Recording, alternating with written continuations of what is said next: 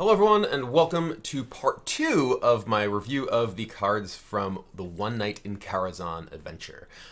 We've already had a lot of cards revealed in the week or so since the original announcement of the Karazhan adventure, so I'm going to try and keep up and, keep with the times and let you know my thoughts on what we've seen so far. First card I want to talk about is Babbling Book. And this is a kind of a weird card because obviously it is a relatively low impact card by itself, a 1-cost 1/1, but the battle cry, getting a random mage spell in your hand, this isn't by itself something that, you would really want to do most of the time. Hey, just get a random mage spell. Not super exciting. But the thing is that having it be attached to a 1/1 body is actually pretty meaningful. In a lot of cases, when I'm playing like a control mage deck, which is actually one of my favorite styles of decks to play, I kind of bemoan the fact that there aren't any really good early minions to play, or at least have not been since Mad Scientist, which was maybe the best card in the game, went away. So Babbling Book, the fact that it is a minion you can play early, that can not only get a little bit of pressure in, attacking for 1 isn't a big deal, but it can add up, and also it can help you exchange with early minions. The fact that it deals 1 damage in a lot of classes wouldn't be that valuable because there aren't nearly as many 1 health minions these days. But Mage, because you have the 1 damage hero power, just having a 1/1 in play can actually do a lot of work because it deals 1 damage to, say, an opposing King's Elec or, a Knife Juggler, Flame Imp, whatever. That 1 damage is actually quite meaningful because you can just kill the thing with a single additional ping from your hero power. So while this isn't a card that would be even any good in a lot of their classes, I think it could possibly find a home in more controlling styles of mage decks that aren't really looking for the onboard aggression of Mana Wyrm, but would just rather have a little bit of value that can also give some board presence at the beginning of the game. I don't think this will be a standout staple card in a lot of mage decks, but I could definitely see this finding a home in a more controlling style of mage deck, and I certainly know that I'm going to try it. The next card, which I will certainly try, is also book-themed, Bookworm. This is actually the kind of card that I've been hoping would exist for dragon decks for a while. I've kind of bemoaned the fact that the 6-drop for the dragon archetype, in particular the defensive style of dragon deck that actually wants to play the big high-cost dragons, has kind of had a hole in it because there's Draconid Crusher, which prior to the change of Big Game Hunter and sort of the advent, or at least rise of Dragon Warrior, didn't get a lot of play. There really hasn't been anything there. You've seen dragon decks play Sylvanas, you've seen them play Emperor Thaurissan, things like that, but there hasn't been a dragon that you could really play at 6 mana. Scaled Nightmare, not really something that has enough of an impact, more of a combo card by itself. Bookworm, though, this is a powerful effect. Not only is this a dragon, which matters, every time people see me playing, Draconid Crusher in a non-aggro dragon deck, like, why do you have this in your deck? It's like, well, in part because it's a dragon, and that's a big deal in terms of enabling Wyrmrest Agent or Blackwing Technician or anything like that. So helps enable your dragon stuff, and also is enabled by your other dragons to actually give you a pretty powerful effect. I've been kind of down on Cabal Shadow Priest, which is a similar sort of effect to this card, in large part because so many of the big threats in Standard have 3 attack rather than 2 attack. You previously would have, say, Imp Gang Boss be the strongest thing that comes out of maybe a zoo deck, or at least the strongest of the small minions. Now there's Darkshire Councilman or just other sort of buffed up things that can often get out of the range of a Cabal Shadow Priest, but Bookworm can kill a Darkshire Councilman in a lot of cases. Also happens to kill opposing Twilight Guardians or Alexstrasza's Champions, both of which are very, very meaningful threats in the current metagame. So this is a card that I think will definitely find a home in dragon control styles of decks. As to whether those decks have a meaningful place in the metagame remains to be seen.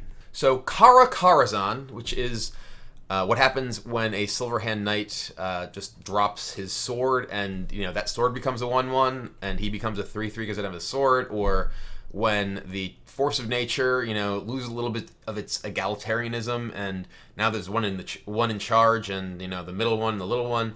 There's a lot of different cards in Hearthstone that do something like this that aren't really that effective. there is something to be said for the fact that this is a Warlock card, and Warlock is a class that has a lot of ways to use a significant number of minions. Obviously, they have Power Overwhelming, so they can use small minions very effectively. They have stuff like Reliquary Seeker, so they can get bonuses for filling up the board. The problem, of course, is that they also just have life tap, so they have a lot of incentive to just play cheap cards.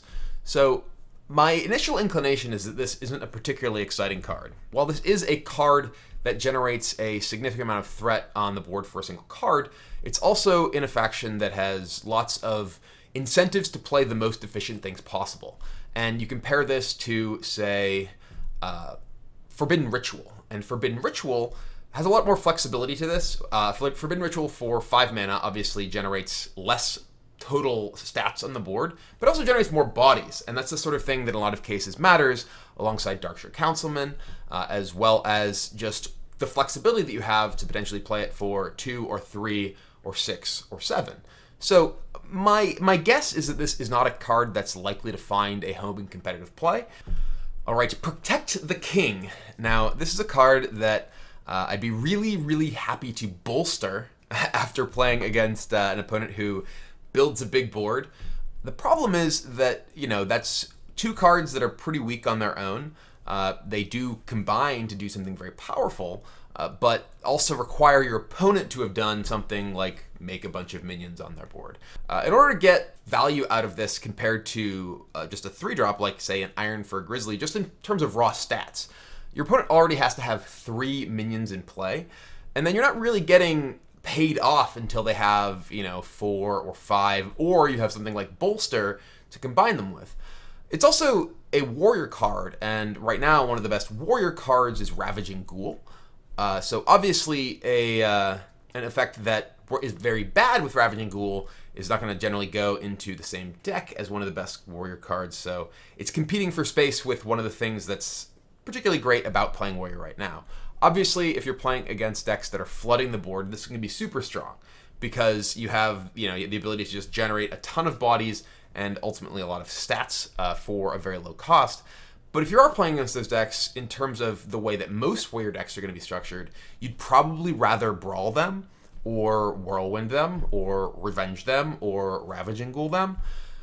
You're going to get a lot of the same effect without having the nearly as much of a situational effect as Protect the King does. So I imagine there will be a point when I build a Protect the King bolster deck, but I don't imagine that that's a deck that I will bring to any sort of high-level competitive event. So Moroes, speaking of cards that make a bunch of 1/1s, this is a very interesting card because it's a 1/1 with stealth that will immediately make a 1/1 steward that does not have stealth at the end of your turn. So you're already getting effectively 2/2 for 3. Pretty bad by itself. But if it stays in play, and it is prone to do so because it has stealth, you'll keep getting a 1/1 every single turn. The problem, of course, is that if you go up against someone who can easily kill 1/1s, like any deck with the same Ravaging Ghoul we were just talking about, Moroes doesn't really do very much at all. And most decks that are going to have any sort of problem dealing with a stream of 1/1s tend to be maybe a control deck that's trying to play a very long game. Those also tend to be the sort of decks that have significant amount of AoE removal, so it's going to be difficult, I think, for Moroes to really get a lot of value in most situations. So could be a card that finds a role in decks that are looking to play a bunch of minions and sort of possibly a way to continue to refill your board with Reliquary Seeker in your deck, things like that. But I'd be hard-pressed to really see this card taking off in constructed play. All right, Malchezaar's Imp. This is an interesting card. Whenever you discard a card, draw a card. Obviously a pretty powerful effect if you are using cards that enable you to discard as a cost for some sort of beneficial effect. I think it's the Librarian. I forget the name of the card exactly. Something Librarian. It was actually a card that I was playing in my Renounced Darkness decks when I was messing around with that card, because it was a card that enables you to, when it comes to play, discard a card. When it dies, draw a card. That's a pretty powerful card alongside this, for instance, because obviously you're just getting a free card when you play it, just kind of cycling a card. And then you're also going to get a card when it dies. So it's netting you a card with an effect like that. The problem is, at least right now, there's not that many effects like that. There's obviously the Librarian, there's Soulfire, and there's Doomguard. And the sacrifice that you're making to sort of get the cost back on those is that you're playing a 1/3 minion for 1 mana. It's not obviously not a Voidwalker, it doesn't have Taunt. So in most matchups, the 1/3 is going to be fairly low impact. This is a card that I think in an old version of what Hearthstone used to look like, a version of the game where there were a lot of 1 health minions laying around, that it could be a lot more impactful, because this body could matter a lot, and it could enable you to just sort of use Soulfire willy-nilly. And that's actually a pretty powerful thing. If you can play, say, 2 Soulfires in a deck, and just use them as removal, because you're not really worried about the fact that they are significantly disrupting your card economy, that's a very valuable thing. And if there's enough density of effects that discard as costs, I think this is likely to be a powerful card. So this is definitely, I think, kind of a sleeper. I don't expect this to really have a home in decks like they're built right now. It's possible that I'm wrong, and that the ability to be paired with things like Abusive Sergeant or Direwolf Alpha is enough to make what is otherwise kind of an irrelevant body matter quite a bit. But if there are additional cards added, like Soulfire, like Doomguard, like whatever that Librarian whose name I can't remember, this could very well become an all-star in decks with a lot of those. All right, Zoobot.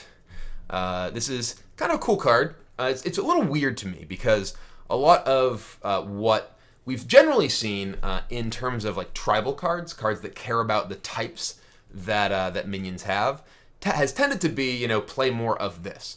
And this is clearly a mech that is play with any of the other things, which is kind of cool because the more sort of modularity there are to things, the less you just kind of play all the same stuff together all the time.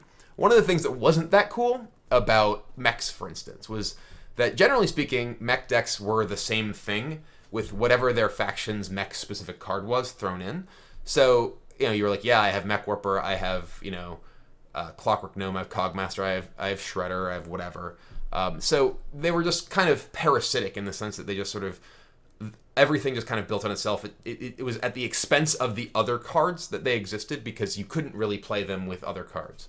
Zoobot, on the other hand, is a card that can be slotted into a lot of different decks. You could play this in a Beast deck, a Tribal deck, a Murloc deck. By Tribal, I mean Dragon. That's the one true tribe is clearly what I mean. You're probably not going to play it in a bunch of those. But the fact that it has an opportunity to fit into those, I think at least makes it a much more interesting arena card. It's not just a card that's dismissed by someone who's not specifically the Beast deck or the Dragon deck or the Murloc deck. And also just gives a lot more modularity and deck building decisions because maybe, there's a specific attack and health flashpoint that matters for this deck on turn 3. Like say, you have Fairy Dragon and you're like, okay, I can play a Fairy Dragon and then I play this and now my Fairy Dragon wins a fight against, I don't know, my opponent's 2/3. So that's not the specific example that really matters, but if there were something that lines up that way, you can see where an effect like this could actually be fairly interesting. So I don't necessarily expect this to be a card that, finds significant constructed home, but I do think that this style of design is something that very much interests me, and I hope that Hearthstone does more with moving forward. Also, zoos are sweet. All right, Pompous Thespian. Ta-da! Alas, poor Noyotron. I knew him, Horatio. It's kind of a boring card, obviously. It's just a 3/2 taunt for 2. We've seen 3/2 taunts for 2. Obviously, Sparring Partner is a card that existed. There was the Bear Cub in Goblins vs. Gnomes that people probably forgot about in many cases. And they weren't really particularly impactful. That said, they were also cards that existed, once again, in a world that had more 2/1s for 1 than the one that we currently live in. So if you were playing a 3/2 taunt for 2, you were often trading down against an aggressive deck because they played a 2/1 for 1 on turn 1.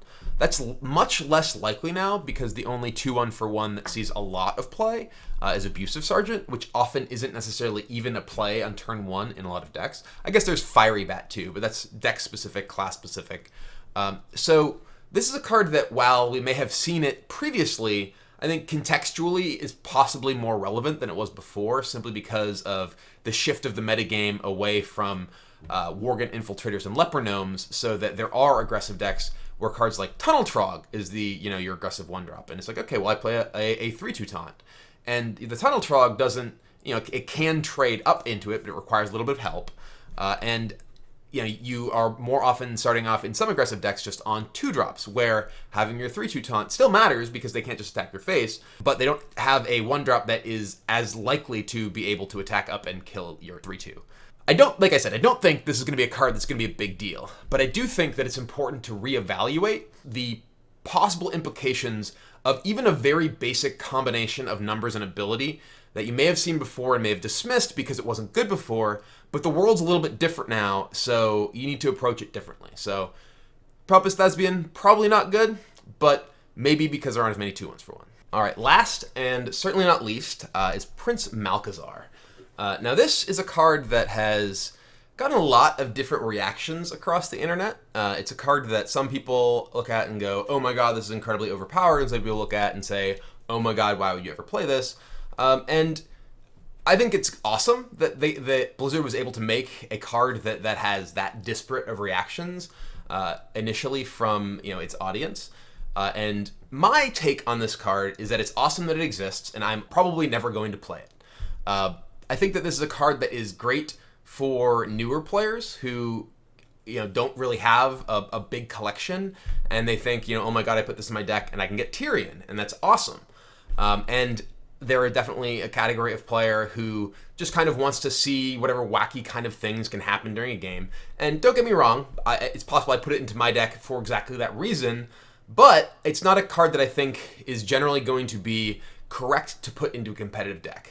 I've heard some people say, oh, well, it helps you win games in fatigue. And, well, that's kind of true. You don't really see, for instance, people playing a bunch of gang-ups in decks that are not explicitly trying to copy Coldlit Oracle because, oh, well, it helps me win fatigue games. That's obviously kind of not fair because Rogue isn't really a class that is often fighting to go to fatigue unless it is specifically trying to be a mill deck. But I think that, generally speaking, far more matches these days, even between control decks, are about each player having powerful things that they do that actually end the game, and trying to maneuver their resources around forcing their opponent to use their responses that can answer their powerful thing, rather than, actually, oh, well, I have more cards than you, we go to fatigue. We did see that, back in the day in like Control Warrior mirrors prior to the existence of Elise, for instance. It was literally, if you had additional card in your deck, you'd win almost 100% of the time. Simply because the threats and the answers lined up so perfectly that there was very little that you could do other than have a game that went pretty much essentially to fatigue every time. That's really not how things are now, though. With Cthulhu and N'Zoth and Elise, even the long game control decks end up playing these things which ultimately do bring the game to a conclusion. And if you play Prince Malchezaar and have 5 random legendary minions in your deck, you may, yes, win a game that extends all the way out to fatigue, but you're also less likely to have the appropriate cards you need to answer your opponent's big threats when they come. One of the things that a lot of people kind of play games in a way that I think is pretty terribly wrong is that they will kind of always play around something.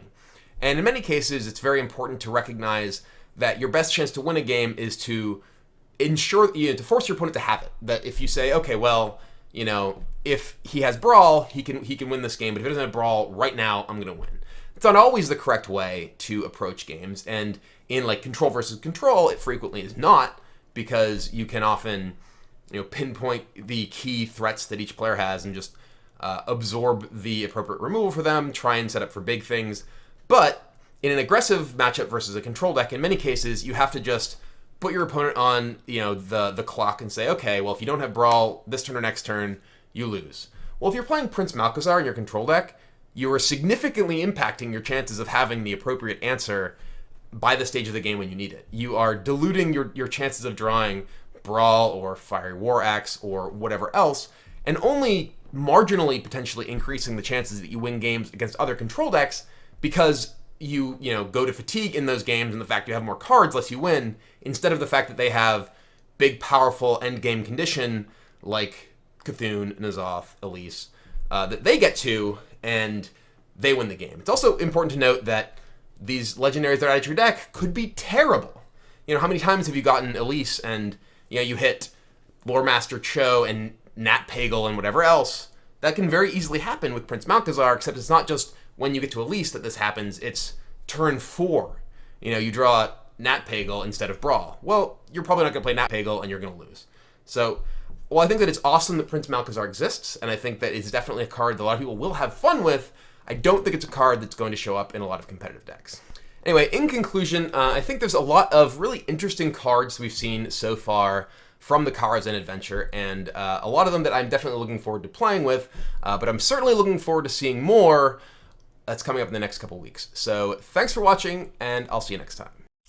Hello everyone, today I want to talk a little bit about the new Hearthstone adventure coming up, One Night in Karazhan. It was just announced, and while people have been kind of suspecting that we'd be going to Karazhan for the next adventure for a while, I don't think anyone really anticipated a Karazhan like this, rather than the sort of empty, haunted tower that we all knew from World of Warcraft. We are instead going to an epic party thrown by Medivh, complete with a logo that looks like it came from My Little Pony. Regardless, I definitely think that this is going to be super sweet, and if nothing else, new cards are always the lifeblood of any collectible card game, and that's what we're mostly here to look at. So, the first card that was revealed, the first card I'm going to talk about, is Ivory Night. This is a card that I'm not really super excited about. It is, a 6-cost 4/4, Battlecry, discover a spell, restore health to your hero equal to its cost. While a 6-cost 4/4 is not a terribly good body, this could theoretically both offer value in terms of generating a spell, as well as provide some significant health restoration